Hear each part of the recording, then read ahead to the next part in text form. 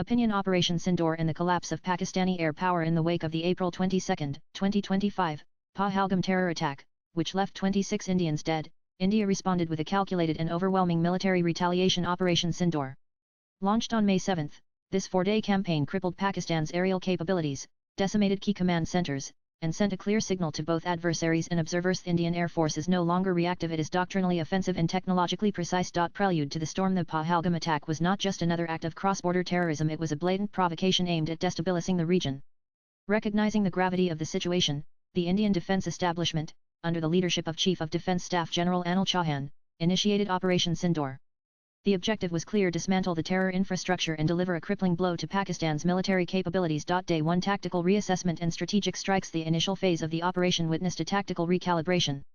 Facing unexpected resistance, the IAF swiftly adapted its strategy, emphasizing electronic warfare and precision targeting. This adaptability was evident as the IAF jammed Pakistan's Chinese-supplied air defense systems within 23 minutes, paving the way for unhindered aerial assaults. Decimation of Pakistani air assets. 1. Fighter jets shot down. 6 Pakistani fighter jets were destroyed. 3 JF-17 Thunders, 2 Mirage IIIV variants, and 1 F-16 Block 52. These were eliminated via BVR missile engagements and standoff munitions strikes near Jacobabad, Rahim Yar Khan, and Sargodha. This loss devastated Pakistan's QRA network. 2. AEWC platforms eliminated. 2 airborne surveillance aircraft Saab 2000 Iri and ZDK-03 Karakoram Eagle were destroyed. The former was downed from 314 km using India's S-400 system, while the latter was destroyed in a strike on Polari Air Base. These kills blinded the PAF during the operation's peak. 3. C-130 Hercules and Special Forces hit a C-130 Hercules transport aircraft, with elite personnel on board, was destroyed at Nurkan Air Base via a BrahMos NG missile strike. The kill disrupted logistics and morale. 4.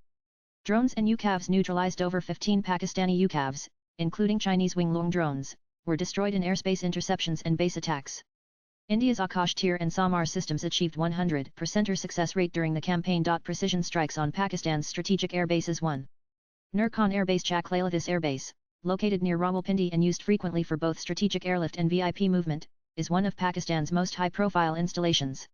It houses C-130 Hercules aircraft, the PAF's Special Services Wing SSW, and at times, acts as a backup command center for air headquarters. The IAF targeted Nurkan with a mix of loitering munitions and BrahMos NG missiles. 1 C-130 Hercules was destroyed during active loading operations.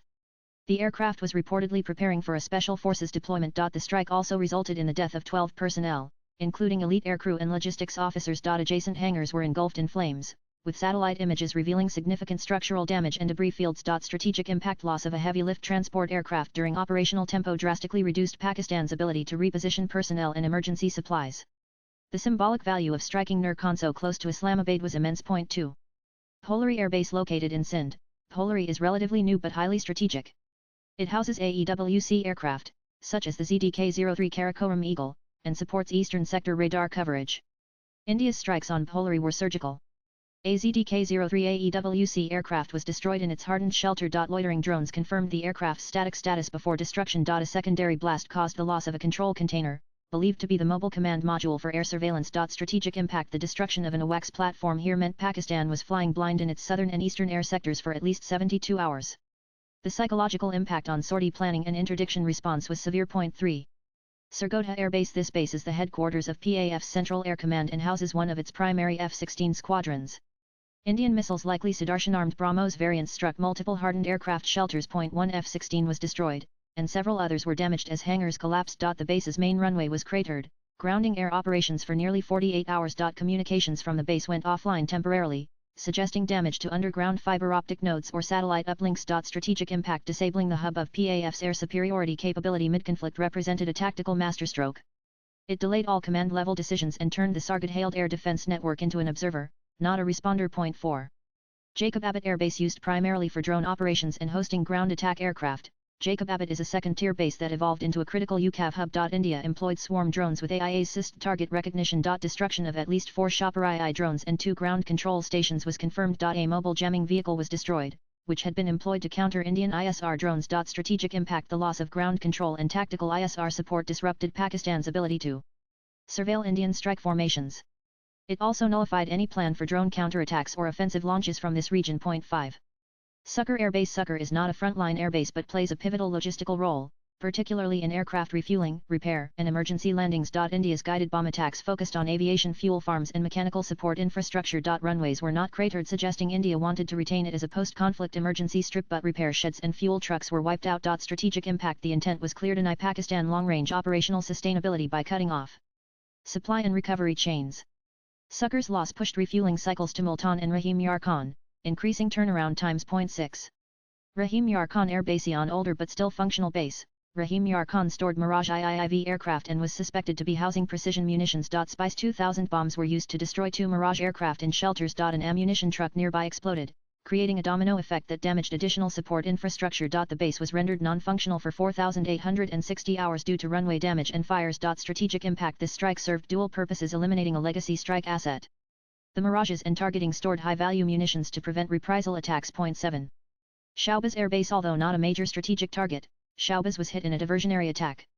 Decoy drones and long-range artillery pinned down local SAM systems and distracted early warning systems from the real action happening across the other bases. Radar exposure patterns revealed Pakistani AD radars went into full track mode here for almost 14 minutes. This diversion allowed the IAF to conduct cleaner, unchallenged strikes on Polari and Surgodha. Strategic impact: this was a classical suppression tactic: confuse, decoy, and overwhelm. Shaubaz's use as a bait zone amplified the success rates of other concurrent missions. A doctrinal shift: India's airbase-focused strikes during Operation Sindoor weren't random retaliatory actions, they were high-order military planning in motion. Each base was selected based on operational role in Pakistan's air defense structure, proximity to command centers, potential to host high-value assets. The timing of the strikes across 10 bases in just over 22 minutes was designed to paralyze PAF's capacity to assess, react, and recover. 3 of these air bases, Nur Khan, Polari, and Surgodha, held disproportionate value to Pakistan's combat air doctrine. Their temporary neutralization essentially collapsed centralized coordination. What Operation Sindoor achieved in 4 days is what conventional air power theory dreams of but rarely executes: preemptive degradation, strategic disorientation, and surgical decapitation without crossing international lines of escalation. Neutralizing command and control centers beyond the physical destruction of aircraft and air bases, Operation Sindoor strategically targeted Pakistan's command and control infrastructure. Precision strikes were carried out on key communication nodes and radar installations, effectively blinding the PAF and disrupting their operational coordination. This systematic dismantling of command structures ensured that Pakistani forces were unable to mount an effective response, further amplifying the impact of the operation. India's ballistic missile defense: a shield against retaliation. Anticipating potential retaliatory strikes, India activated its multi-layered ballistic missile defense (BMD) system to safeguard its territory. The S-400 Triumph, known in India as the Sudarshan Chakra, played a pivotal role in this defense strategy. This advanced system, capable of detecting targets up to 600 km away and engaging them at ranges up to 400 km, successfully intercepted several incoming threats, including drones and missiles launched by Pakistan. Complementing the S-400, India's indigenous Akash Tir system, an automated air defense control and reporting system, effectively neutralized low-altitude threats.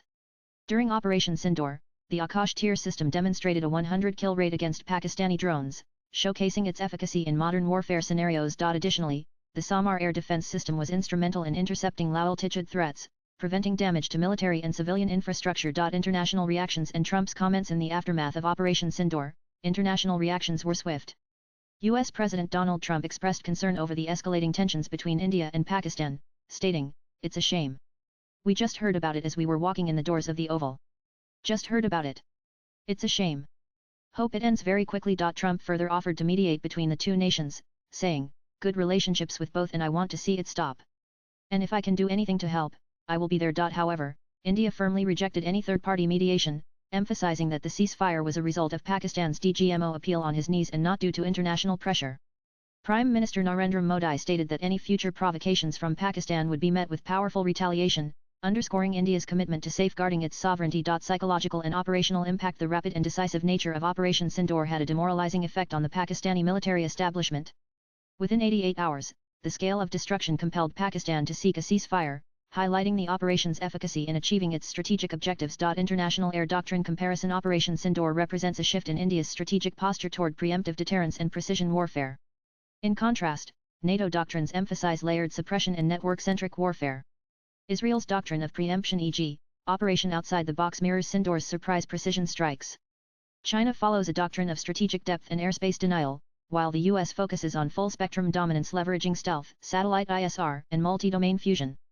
India's Sudarshan lead approach: S-400, Akash Tir, and indigenous UAVs now places it closer to the most sophisticated doctrines globally. Conclusion. Swipe left for next video. The aerial attrition inflicted during Operation Sindoor wasn't merely a tactical victory, it was a doctrinal pivot.